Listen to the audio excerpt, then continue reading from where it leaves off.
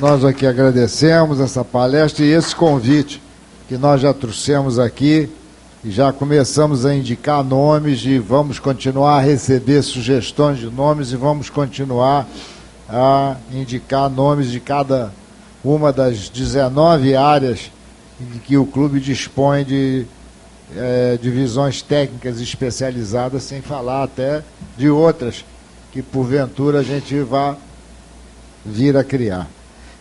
Podemos tomar mais uns minutinhos colocando em debates aí? Com certeza. Então está inscrito o conselheiro Irineu Soares.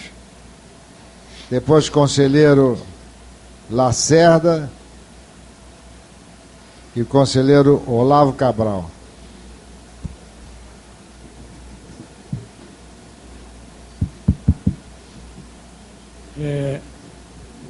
Indo diretamente à questão, eu gostaria de pedir um esclarecimento. Eu gostaria de pedir um esclarecimento pelo seguinte, quer dizer, quando o empreendimento chega... Por gentileza, rapaz está lá de porta fechada, não está bem regulado. Quando o empreendimento chega a ter um conflito, pode ser também o resultante de alguma deficiência na gestão do empreendimento. Eu falo isso porque existem alguns indicativos de que esse fator no Brasil seja um fator muito importante. Recentemente houve a aprovação de um projeto no Congresso sobre um procedimento expedito ou simplificado de contratação que se propunha extensão. Ele já tinha sido aprovado para alguns casos específicos, parece até que no caso da Copa do Mundo, das Olimpíadas, me parece, e se pretendia estender para outros campos.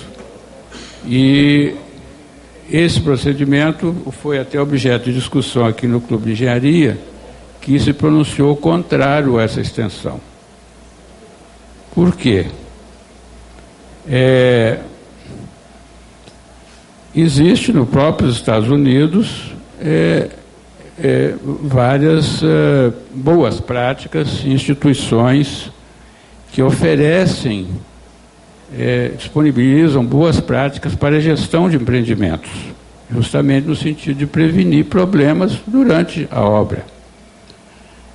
Eu citaria duas delas.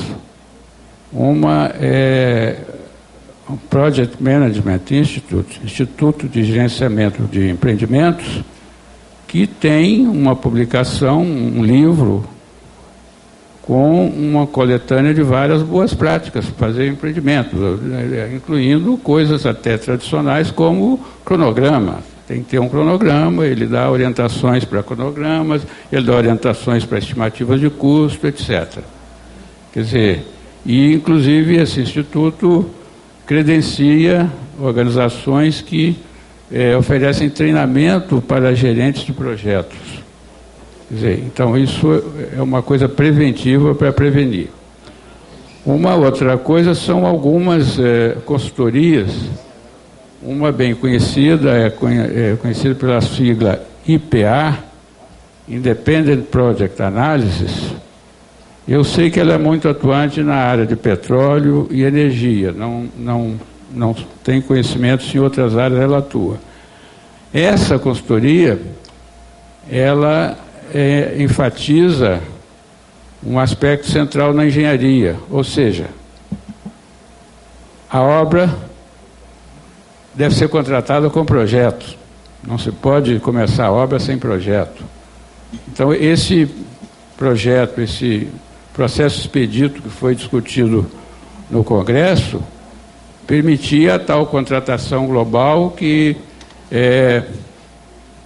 o órgão público faria uma descrição do que deseja e fica o projeto a cargo da construtora. Isso é totalmente o oposto, tanto o que recomenda a IPA, como esse outro instituto que eu citei.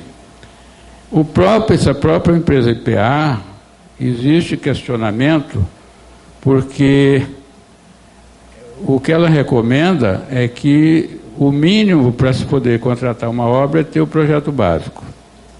No entanto, existem experiências diferentes, praticadas durante muito tempo, que dizem que o bom mesmo é ter o projeto de detalhamento, em que você tem todos os detalhes da obra, ou seja, o projeto e a execução são desvinculados.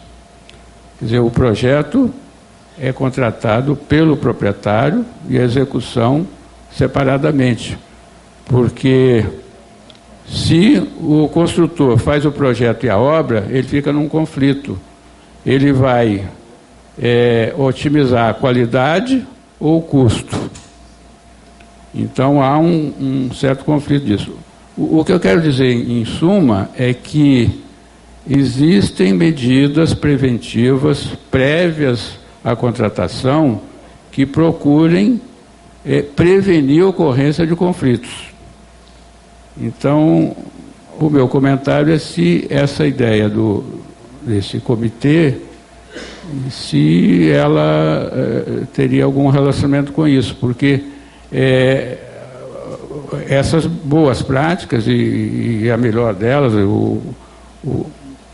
me parece, o clube ainda não se pronunciou especificamente sobre o projeto executivo, mas me parece que é um consenso aqui nos debates que eu assisti aqui, seria de que seja o proprietário público ou privado, é de seu interesse contratar o projeto executivo e fazer o contrato. Eu gostaria que o senhor comentasse sobre isso. Muito obrigado. O senhor quer responder uma a uma ou prefere que a gente reúna em grupos? Como é que é a sua preferência? Bom, tanto faz. O senhor preside, o senhor comanda. O senhor fica à vontade. Quer responder direto? Eu vou responder de uma maneira muito sucinta, porque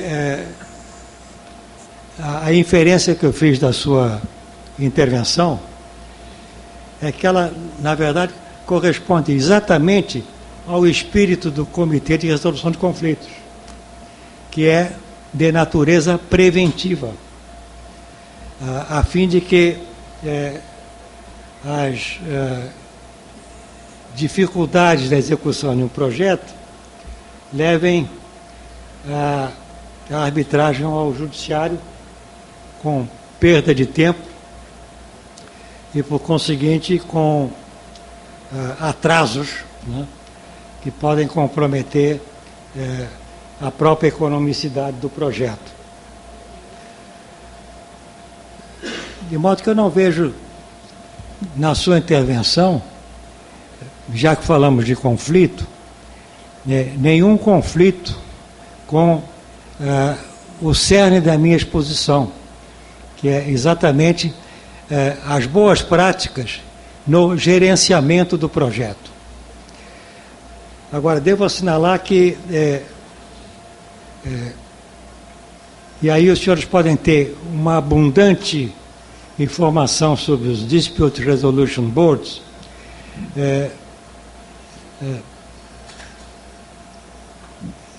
consultando pela internet, usando a tecnologia da informação, uma instituição americana de 1994, que é o Dispute Resolution Board Foundation. E ali os senhores têm manuais para o cliente do Comitê de Resolução de Conflitos, para os membros de um Comitê de Resolução de Conflitos, as práticas que eles devem utilizar. Ou seja, se nós formos instituir isto no Brasil, não temos que inventar a roda. Teremos simplesmente que fazer uma cópia servil para ganhar tempo. Está tudo lá. De modo que, no que se trata, na verdade, em última instância, é do bom gerenciamento das boas práticas na condução de uma obra pública de grande envergadura. Eu não vejo nenhum conflito entre a sua intervenção e o espírito do Comitê de Resolução de Conflitos. O que eu vejo é que, nesse caso, vai se institucionalizar esta prática. E esta é, no meu entender, a grande vantagem. Agora, eu te confesso que essa minha exposição hoje diante dos senhores e a ideia de colocar essa prestação de serviços no site da Câmara de Arbitragem da Fundação Getúlio Vargas é um tiro no escuro. Eu não sei o que vai acontecer, mas se eu ficar de braços cruzados, certamente não acontece nada. E o clube se sente honroso em vir a integrar esse comitê de resolução de conflitos, né? Conselheiro Lacerda, em seguida, conselheiro Olavo Cabral.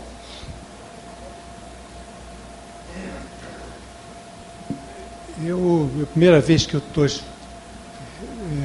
escutando essa informação, achei bastante interessante esse comitê de resolução de conflitos, de uma forma preventiva, prévia à arbitragem e prévia à justiça, de tal maneira que possa diminuir custos e prazos de projetos, de grandes projetos de engenharia civil e tal.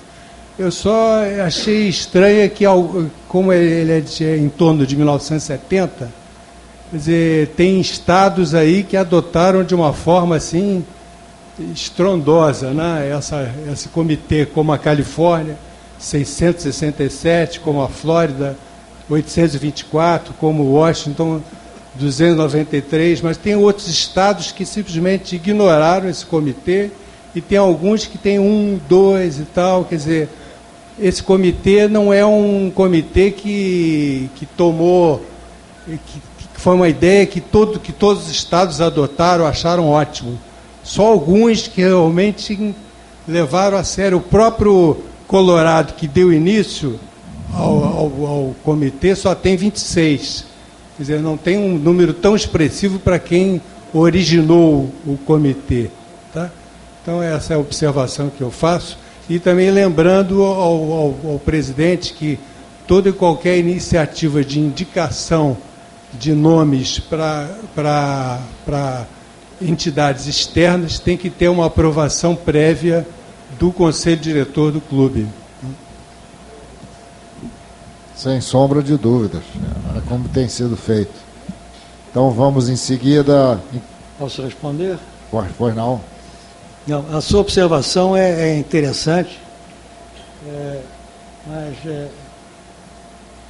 diria que não se pode, a priori, estabelecer uma correlação entre o número de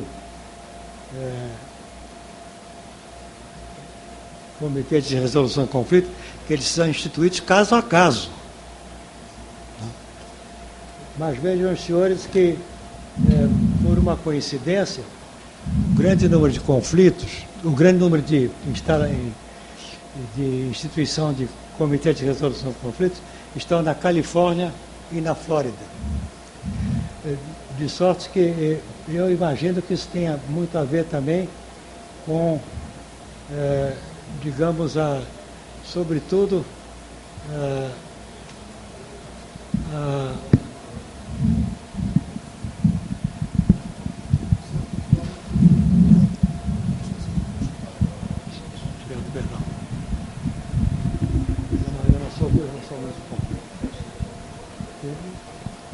eu não tenho realmente uma resposta definitiva, não se pode estabelecer uma correlação, digamos, entre as ocorrências de comitês de resolução de conflito e as práticas de cada estado.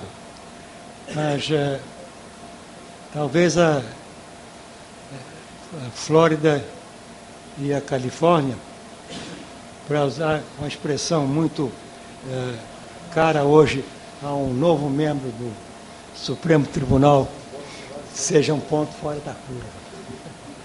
Eu acho que esse ponto é um ponto que vale ser pesquisado, né? Até pelo companheiro. Eu mesmo pertenço a um comitê que eu não sei exatamente qual é, e que pertence também o vice-presidente, o então vice-presidente da República, do Fernando Henrique Cardoso, Maciel, né?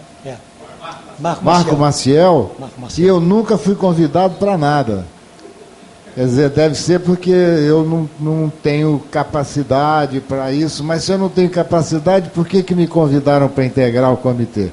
Então, esse eu acho que é um ponto que valia a pena a gente tentar tocar, né? Acho que... Por que será? Agora só uma especulação, sem maior consistência. Curiosamente, são estados mais ricos e estados a partir dos Founding Fathers, do início da Confederação Americana, são estados de constituição mais recente. A Califórnia, né, e a Flórida. A Califórnia, se me permitem, inclusive, uma butada, né, essa área dos Estados Unidos está sendo recuperada pelos Hispanics, de modo que eu penso que, projetando isso 40 ou 50 anos mais adiante, nós vamos ter, nessa região dos Estados Unidos, a vingança do general Santana. Muito obrigado. Conselheiro Olavo Cabral, em seguida, conselheiro Tourinho. E vamos encerrar com chave de ouro com a conselheira Kátia. Eu queria tocar só num ponto, no início da palestra, a sua menção ao abismo entre os sistemas judiciários no Reino Unido e países anglo-saxões que se inspiraram na Common Law e o resto. E eu queria informar, aproveitando essa oportunidade, eu acho que é de interesse da Fundação Getúlio Vargas, o Clube de Engenharia, no final de 2013, teve a ousadia de aprovar, com a aprovação desse conselho majoritário, enviar uma carta aberta sobre o sistema judiciário brasileiro. Essa carta aberta, foi aprovada nesse conselho, não por unanimidade, por maioria, depois de longa e sofrida discussão, e foi mandada para o CNJ e para a OAB Federal e para 8 OABs estaduais, digamos, os estados mais importantes, e para outras entidades, tipo o Ministério da Justiça. O resultado foi o seguinte: as OABs